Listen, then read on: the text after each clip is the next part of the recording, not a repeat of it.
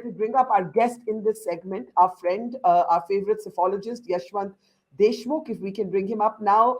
Uh, there he is. Hi, Yashwant. It's been a long and tiring day for you, but I can think of nobody better. I remember even the last election, you did such a good session with us on why Modi keeps winning elections. What is brand Modi?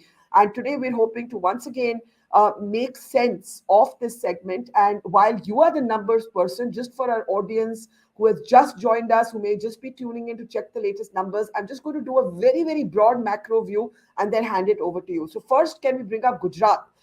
If we can bring up Gujarat, as I said, we have a record-breaking performance.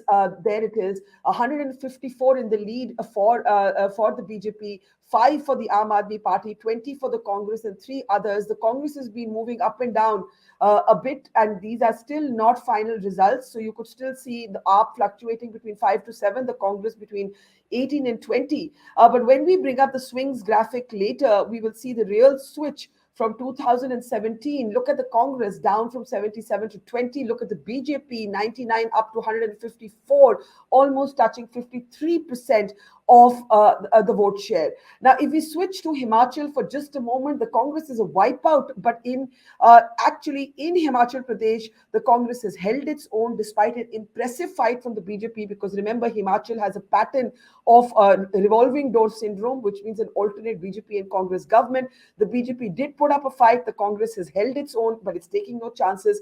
It's moving its MLAs to Chandigarh. Even as we speak, it's worried about voting. Yashwant Deshmukh, pleasure to have you with us. I want you to tell our audience your top 3 takeaways from the verdict today. Well, top 3 in Gujarat is, as we have been discussing, Barkha, for really 6 months now, the arrival of Aam Aadmi Party, which has right now kind of resulted in a complete disaster for Congress. Yes. But as I said, that anything more than 10%, Barkha, for Aam Aadmi Party, I will not call them a vote katwa anymore, for a simple reason that the numbers which appear on the screen, they have a huge variation in the regional patterns, Barkha. In our tracker also, and even in the exit poll numbers, we have clearly said that Aam Aadmi Party is basically contesting big time in Saurashtra and in South Gujarat. In South Gujarat, actually, they have eclipsed Congress vote share.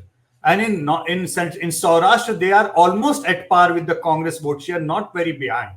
But it's the North and Central Gujarat where Congress has been the main opposition. If you talk about the vote share, Aam Aadmi Party has been virtually non-existent in these 2 regions. So what has happened is that probably that entire groundswell. Remember, at one point of time, in our tracker, AAP was almost touching 20%. In our exit poll, we predicted roughly about 14% for them, which is where they are heading right Pretty now. Close. Yeah. Very close. And what has happened between that and exit poll is that in the North Gujarat and in the Central Gujarat, somehow, because of lack of organizational strength and the right set of people on the ticket, that groundswell did not actually convert for them into terms of vote share. Otherwise, probably at the state level, Aam Aadmi Party might have crossed 20% in these elections itself. So why I am saying this? Because it's a historic day for the BJP, and I also say with the full conviction, Barkha, there is a hypothetical question that people have been asking me. If the Aam Aadmi Party would not have been there, then the scene would have been different. I'm sorry. Even if the Aam Aadmi Party would not have been there, the Congress would have been defeated, lock, stock and barrel. Maybe they might not have been in the 20s, they might have been in the 40s or maybe touching 45. But that entire show 5 years back, where they touched 77 seats in Gujarat, Barkha, that came largely from the Saurashtra equation and certain section of South where the Patidar Andolan was taking place, and that is where the BJP was actually fighting the biggest trouble at their end, because Patidars were their core voter base as far as Gujarat was concerned, against the Congress caste combination of Kham for the last 30 years. And losing Patidars was where BJP was having problems. And Saurashtra is where the Congress got the majority of their seats coming way. And once that Andolan was fettered away. Once that, it was like that Congress is no more having the partidar support, the BJP was already back to where it in the 120s, where it is normally.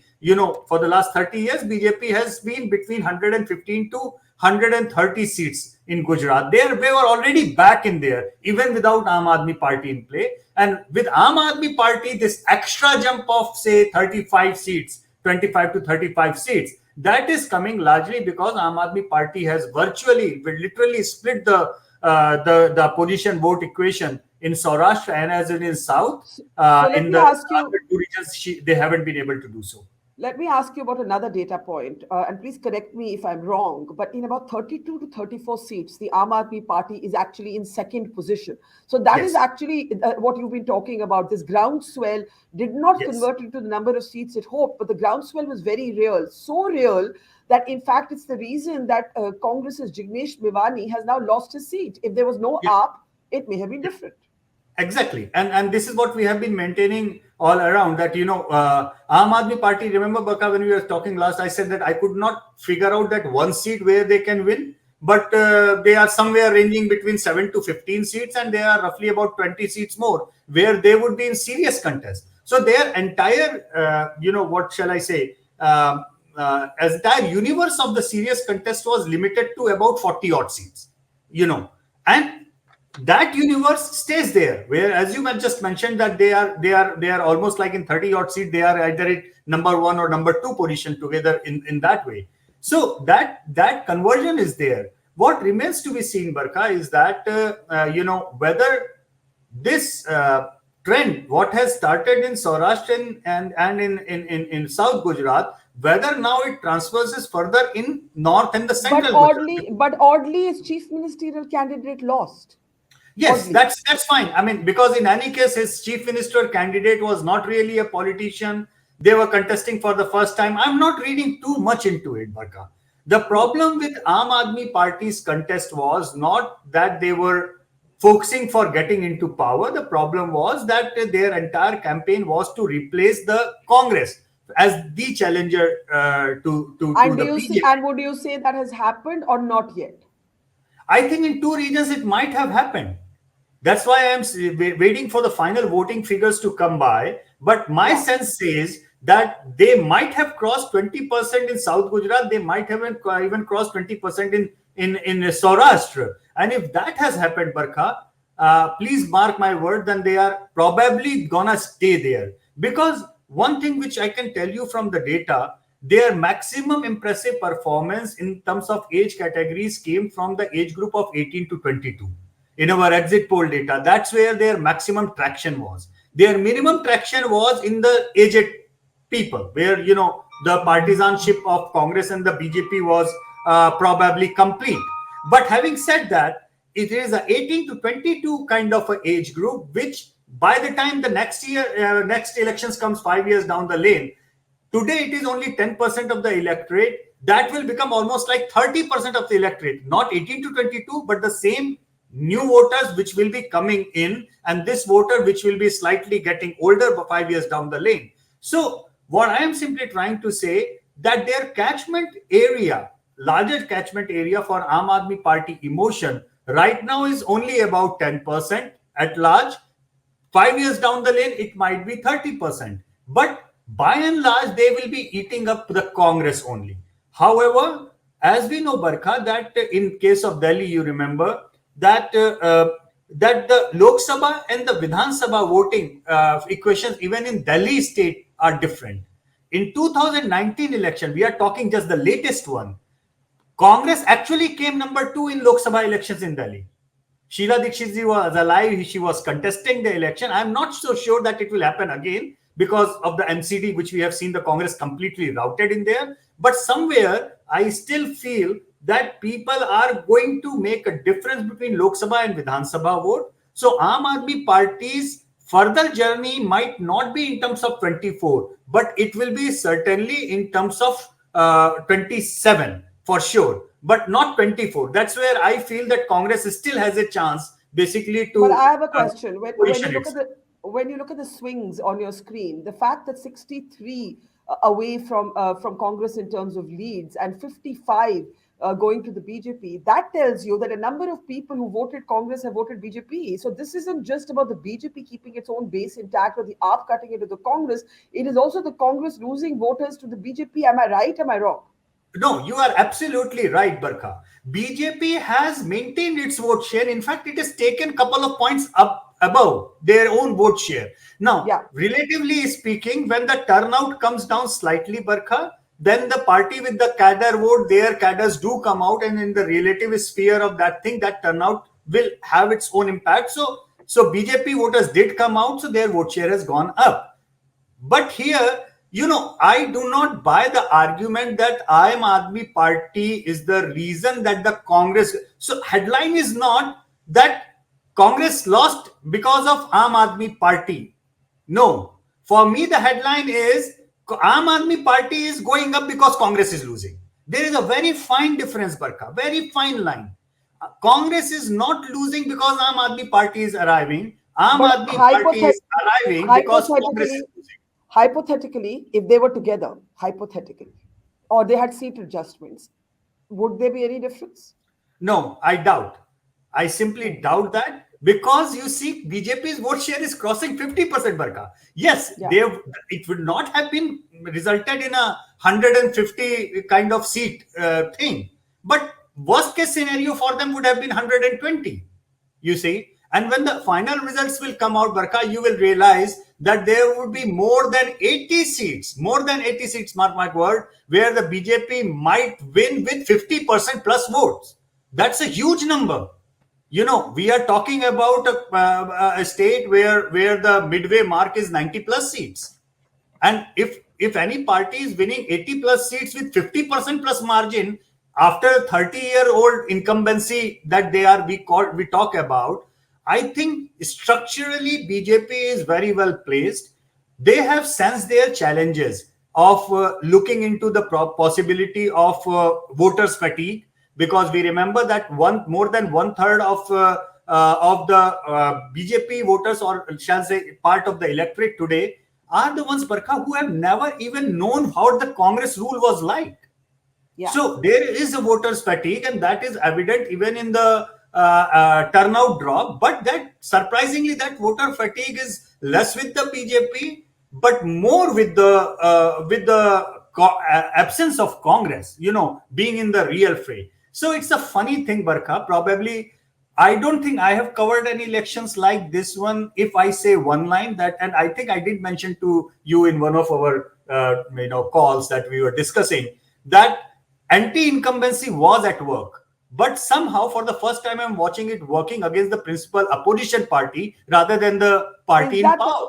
is that the Modi factor? Because local veteran journalist from Gujarat, they've been making the point that the BJP locally, there are people who are angry with them. But when you look at the spaces in which they have won, Morbi, for example, where that horrible bridge collapse took place, except for the Hooch tragedy where the Aam Aadmi Party candidate did well, the fact is that once again, Modi overrode. Modi was like the iron over the creases. There were many problems in the BJP in Gujarat. People were looking for a vikalp, jisko kehte hain, an alternative.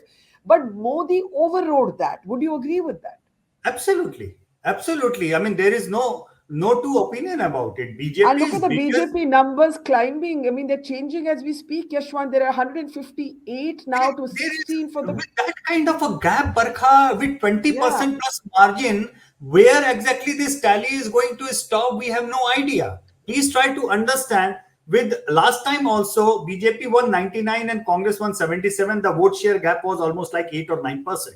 Yeah. This time it is 25, approx 25%. So obviously these numbers, the marginal seats, whatever the marginal seats one can think of, are eventually going to go in favor of the BJP.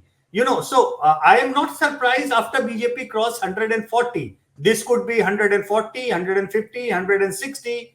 I am not surprised at all, because that's what happens with that kind of a gap in the vote share. However, now the Congress has to realize where exactly it is going to head on in the case of Gujarat, particularly, because if Arvind Kejriwal decides to stick to Gujarat, goes back again, resumes the campaign where he has left off, then Congress has a problem in its hands. Because Arvind Kejriwal to going back to Gujarat, going further on this lead or further on the campaign will make him make his dream of being projected as the national alternative right now. That's what he is dreaming of. He is Is working on he that.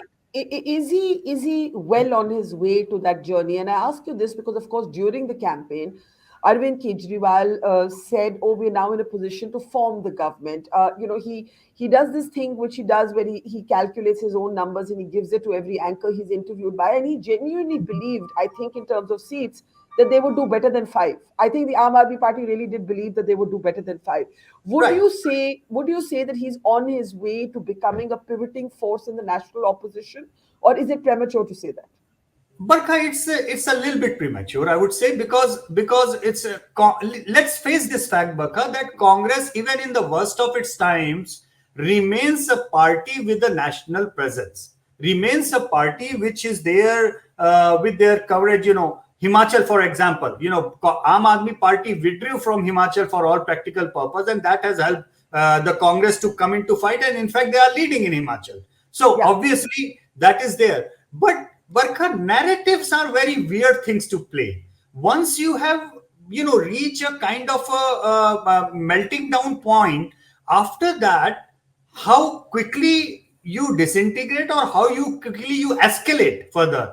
Those are the critical masses that you need to look into. For example, Congress, if manages to win Karnataka for 4 months down the lane, then Congress still will have the narrative of being a pan India entity and being the principal opposition to BJP.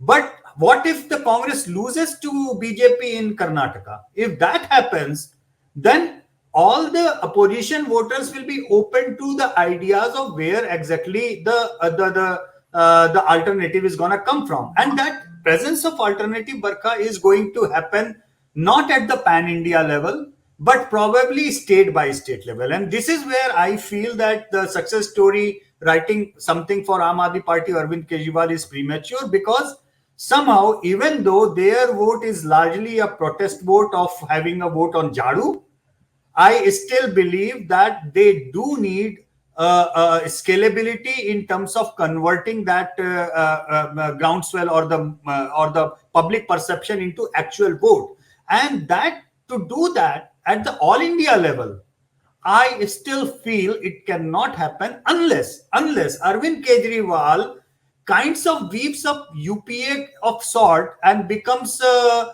add-on player to other principal opposition parties in many different states, and goes along with that. I don't see them contesting Lok Sabha election, for example, Delhi, Punjab, Gujarat, even 3-4 states where we have counted.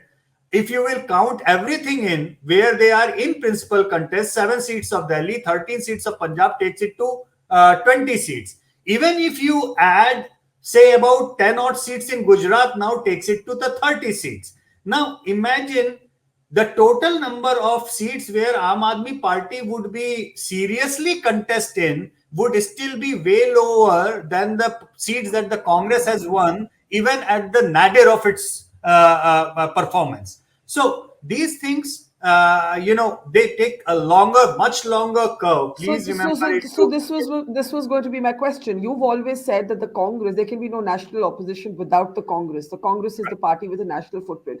But now there are going to be many serious questions about the efficacy of Rahul Gandhi's Bharat Jodo Yatra. You have been tracking it. You have been tracking it, and your tracker showed a general repairing of the Rahul brand. But of course, the Yatra did not go through Gujarat. Unfortunately, because politics is ruthless, unfortunately for Rahul Gandhi, questions will now be asked as they've been asked all morning. Is Congress an NGO? Is Rahul Gandhi an ascetic or a politician? What does he want to be? Who does he want to be? Is brand Rahul Gandhi now, already never very strong politically, even weaker than before after the wipeout in Gujarat? Well put. I mean, even though okay, let me take a very interesting analogy, Barkha. It's an F1 race. Congress has a Ferrari, but a pathetic driver. Aam Aadmi Party has a wonderful driver, but driving an old ambassador car. I mean, if might say so in terms of capacity and everything. You know, if there was a swap, probably it would have worked better. But it's not happening. It cannot happen, and particularly when you know that not only the BJP has a wonderful Ferrari kind of a car, but a champion race driver and a champion race coordinator in the pits. You know, in terms of Amit Shah. You know, that's how they are placed. So the Congress has the infrastructure, the organization, and everything, but I doubt that their leadership can capture the imagination of change. That is not happening. Yes, we have done a program, Barkha, on the impact of Bharat Jodo Yatra. You know, in that one where we are so showing up the tracker on Rahul Gandhi. And remember, yes, the popularity ratings of Rahul Gandhi were up, but up from where? Up from his all-time low. It was up from there, not up from his all-time high. That's a problem. So Yeah. I have this. I mean, it's a vacuum out there. I feel somehow that that Congress is capable of doing the things as far as the organization is concerned, but not capable in terms of being the agents of change, if I may call so. They are not seen as an agent of change anymore. That's the problem of branding. And Arvind Kejriwal, on the other hand, might not have anything on the ground, but still he is capturing the imagination as an agent of change somehow. Yes, it is only limited to 3, 4 states, but it will be only a matter of time that we will be starting getting those numbers from other states, and particularly the urban areas of other states as well. However, this change at the national level is a really long parabolic line. I don't see that is going to happen like, you know, it's not a VP Singh movement. You know, it's not something like that, that, you know, there is an agent of change and then all opposition parties line up behind that agent of change. And because of literally no division in opposition votes, the 89 happened, regardless of what happened in 91. That's a different thing. But nevertheless, 89 happened. So Yeah. that is absent. Somehow, Kejriwal is an agent of change for some of the urban voters and significant portion of that. But that index of opposition unity, as we always call it, you know, that is something which is not happening at the national level for me. I don't see that happening in all practical perspective. So let me ask you this. How do you explain Himachal Pradesh? There's a demolished, decimated, depleted, whatever word you want to use, Rahul Gandhi brand. There is a Teflon Modi brand. Modi is able to literally override most problems. Uttarakhand's famous example where the CM candidate loses, but the BJP wins the state. Himachal, the Yatra didn't have sort of go through Himachal. Priyanka Gandhi campaigned briefly. There was again sort of hesitation in declaring a chief ministerial phase. Yes, there's a historical pattern. Maybe Himachal has just stuck to a historical pattern. The BJP has put up a fight. It was neck and neck for a long time. How do you explain the Himachal result? How has the Congress been able to take that? If it has, because Well, one thing is that I would uh, I would wait to see who forms the government because we've been trained to wait for those things. Yes. exactly, Barka. Because as we talk, you know, I understand Congress has almost like 10 seats lead. Out of Yes. those 10 seats, my team is informing me 7 seats are still less than 1,000 vote kind of a lead. Wow. So we still need Wow. to wait for the. It's a quite a significant number. So let's wait for the Yeah. final results to drop by. But yes, they are significantly higher than the BJP right now. It's a forty Yeah. sixteen right now. But look at the vote share; it is almost a tie. It's almost a tie. You know, it's about 43, 44% each. That's where they are heading right now. And what tells me, Barka, from this, that number one, the significant jump in the others vote share in Himachal is largely because of the Yeah. big number of rebel candidates. So BJP, for the first time, probably is facing something like this, that the rebels have uh, uh, engineered a significant number of seats lost in Himachal. They and being a quick learner, I understand that they will look through it. But yes, it's a pendulum state. You know, has gone the Congress way, and Congress should be happy because it is the Himachal which has actually helped them in a way to remain in the narrative that they are. God fearing, if Aam Aadmi Party and Arvind Kejriwal would have kind of gone into Himachal and eaten up even 2% more votes, Yeah, the results would have flipped.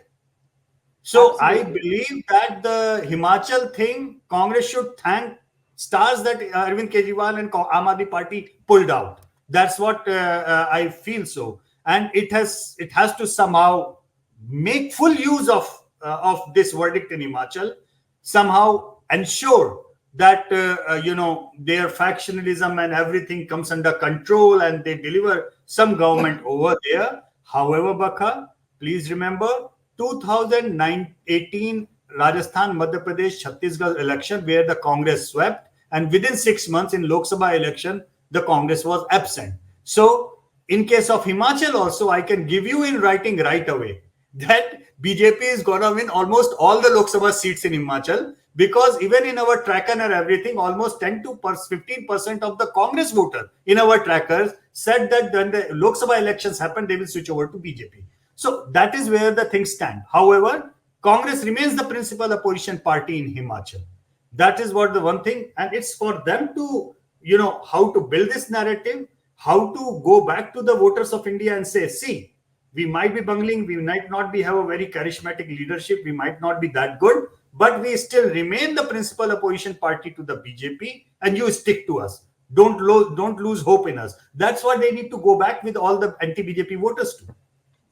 So let me ask you finally, Delhi, the unprecedented attention to a municipal corporation. But again, the Congress, Congress did to AAP what AAP has done to Congress in Gujarat in some ways. Congress did that to AAP in Delhi. It stood between the AAP and possible victory. Congress didn't have a chance of victory, of course, in Gujarat. A lot of talk about the Muslim vote, whether in Delhi or in Gujarat. What are your numbers showing us? Have the Muslims stayed with the Congress, or are they willing to consider the AAP as an alternative amid question marks over soft Hindutva and so on? Well, in case of Gujarat and in case of Delhi, both Delhi MCD, the Muslims have largely stayed with the Congress. And actually, the 9 councillors that they have won in Delhi, 7 out of them, 9 are Muslims.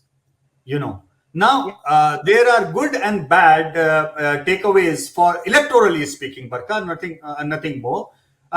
Those who are questioning that Aam Aadmi Party has diluted their minority stand, and if that has kind of done harm to them, electorally, no. Actually, that has done, that has come as a positive sign for them, because they have won MCD elections. Regardless of 15 years of incumbency and bad performance of BJP in MCD and all that, but they have largely replaced Congress as the principal opposition, even in terms of micro elections now. So a lot will depend now, Barkha, how people see Arvind Kejriwal in Delhi state, whether they see him as the opposition to BJP even in the Lok Sabha, and whether he actually becomes the number 2 in the 7 Lok Sabha seats of Delhi, or try to win or 1 or 2 in there, because we know, Barkha, that in MCD, there are 7 Lok Sabha seats. Out of those 7 Lok Sabha seats, BJP's 3 MPs actually managed to win majority of the seats, and they all happen to be Trans Jamna and only in the Chandni Chowk. So basically, your 3 old Delhi, Dr. Harshvardhan, Gautam Gambhir, and the ex-BJP chief, the Tiwari, they have managed to win a big number of, and there is a demographic difference. That part of Jamna, we know Delhi. I was joking somebody, Nanak Dukhiya Sab Sansar Sare Dukhiya Jamna Par. We keep on joking with that.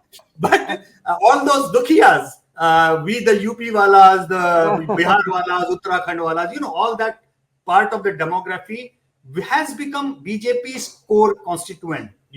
While this side of Delhi, where largely it's the Punjabi, Sikhs, Haryana, and that side of the thing, and also the South Indian, somehow that part has stuck to the Congress, Aam Aadmi Party.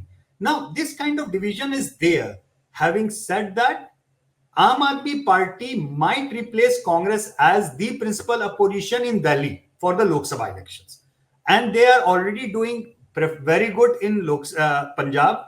So they might be contesting all 13 because remember, in 2014, all 4 sitting Lok Sabha MPs actually came from Punjab. For Aam Aadmi Party, nothing came from Delhi. Aam Yeah, Aadmi Party was poor number 3 in Delhi in all 7 Lok Sabha seats in that's right. 2014. That's right. So AAP has a strong chance of winning Lok Sabha seats in Punjab, significant chance of being in a very good contest in Delhi, and now significant chance of contesting very good in Gujarat, at least in South Gujarat and in central in Saurashtra. So that is what their right now universe is. But Barkha, vacuum never remains there for long, even in terms of a suitable opposition.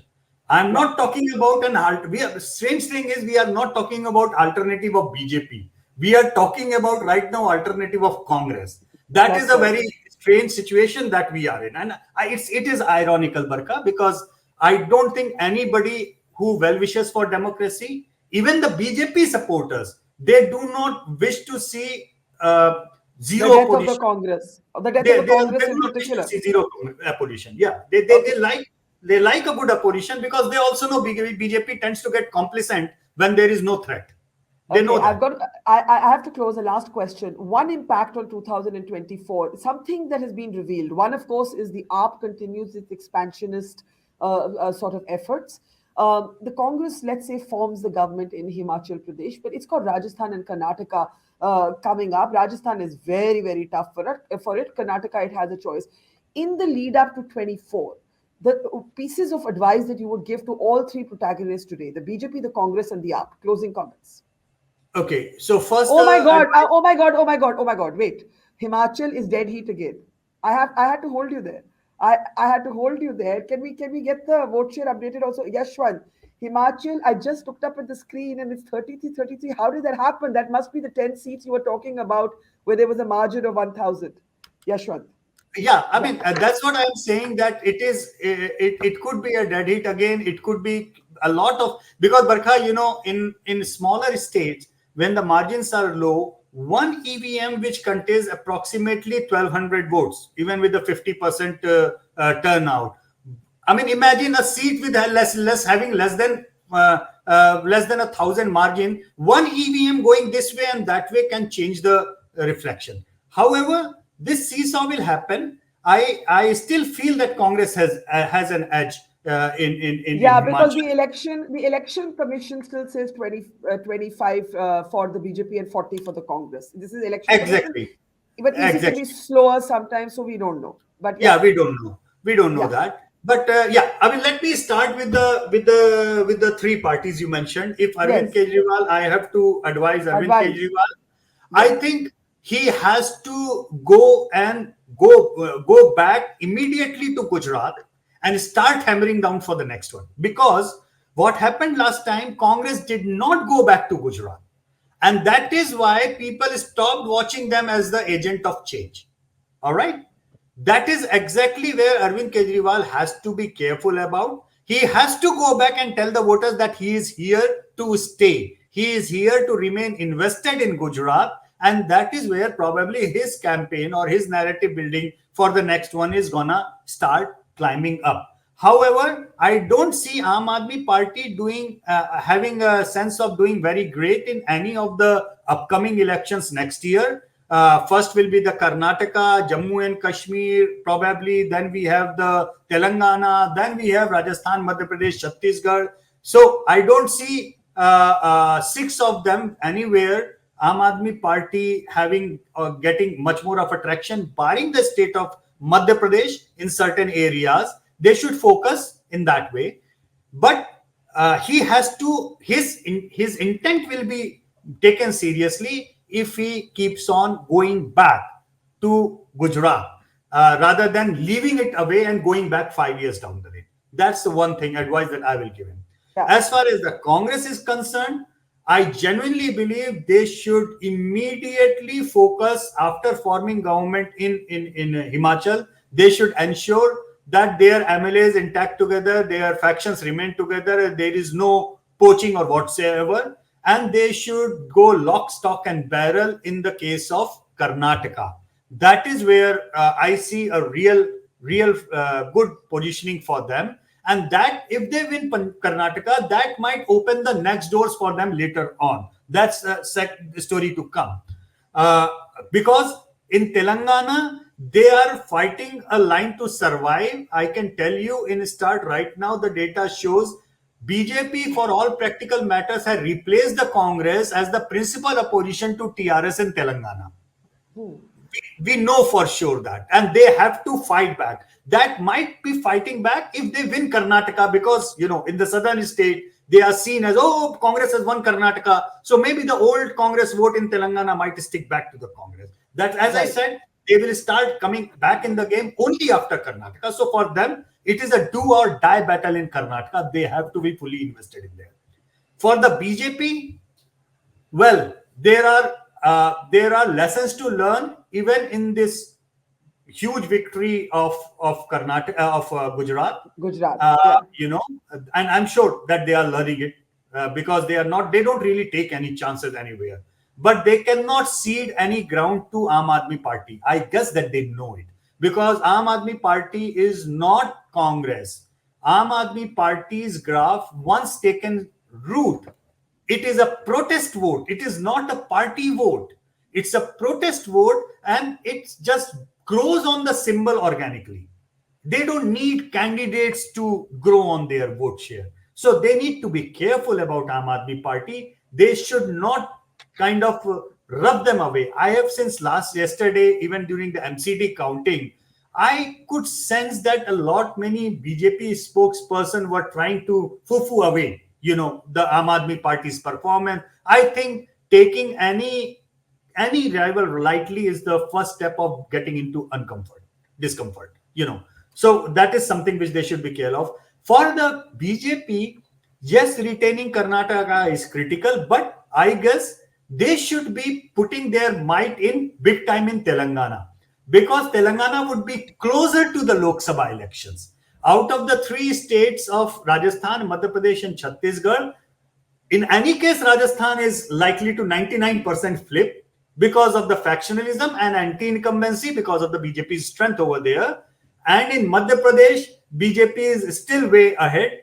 In Chhattisgarh, the Congress is still holding through. I don't know how much they can hold through, because we have started looking at the sign of anti-incumbency even in Chhattisgarh, even though Chief Minister somehow manages a good rating over there. But the ground level MLAs, the anti-incumbency against the MLAs has started pouring in.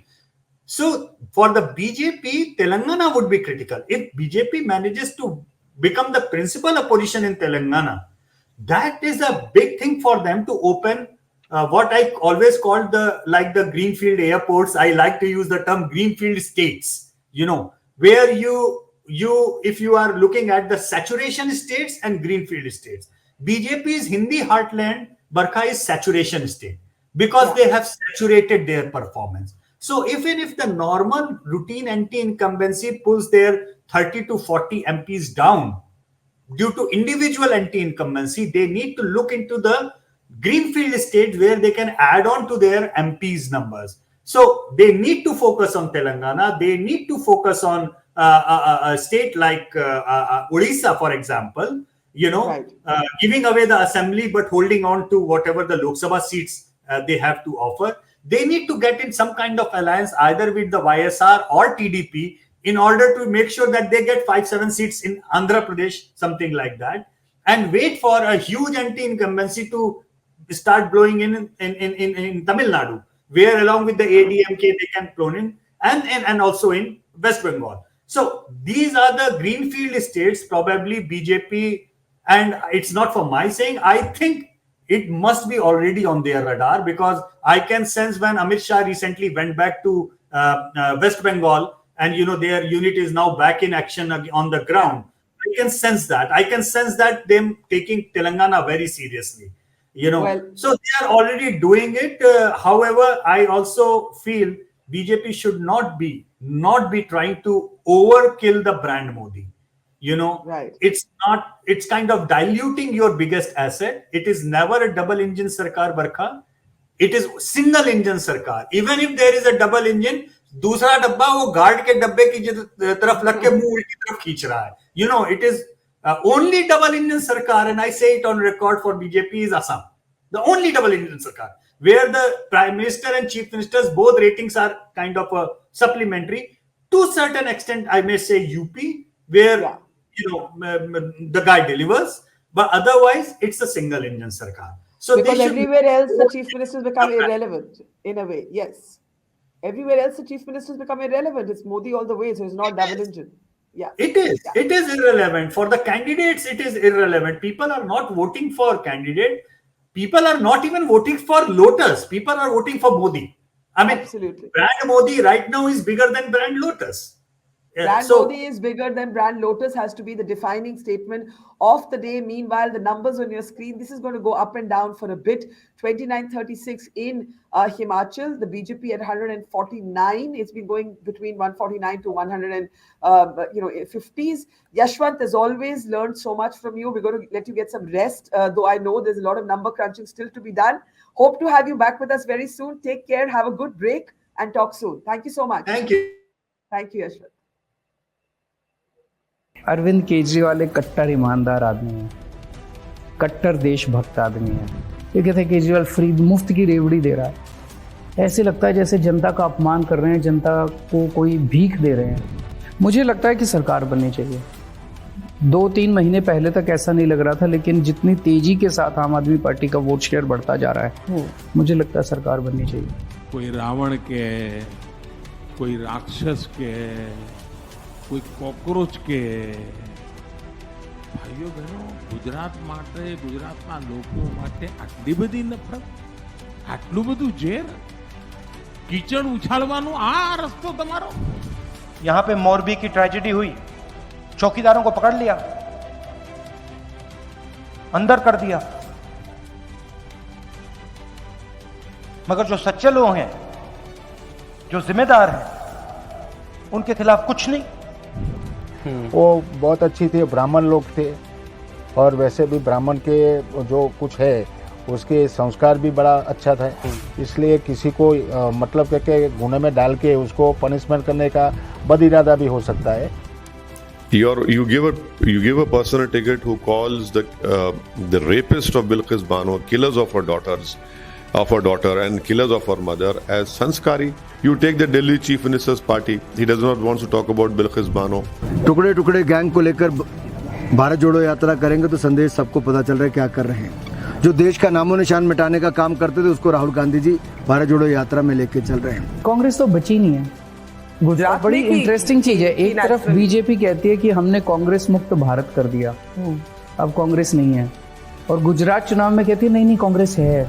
दुनिया की सबसे बड़ी party जो है, उन्होंने एक video company चालू की है, रोज एक वीडियो जारी करते हैं। ना तो गाने हैं उन पिक्चरों में, ना उसमें सॉन्ग्स हैं, ना कोई डांस है। तो अगर ये रिंकिया के पापा या कोई डाल देते इसके अंदर, थोड़ी चल जाती। पर्सनल रिलेशन में मैं anti Modi, anti BJP, basically वो वेदना के लफ्ज है हमारे। जो बीजेपी हमने बनाई थी वो नहीं है। It's great to see you here. Thank you for watching our work. If you haven't subscribed yet, don't forget to click the bell icon and subscribe to Watch Her Story and support independent, robust journalism.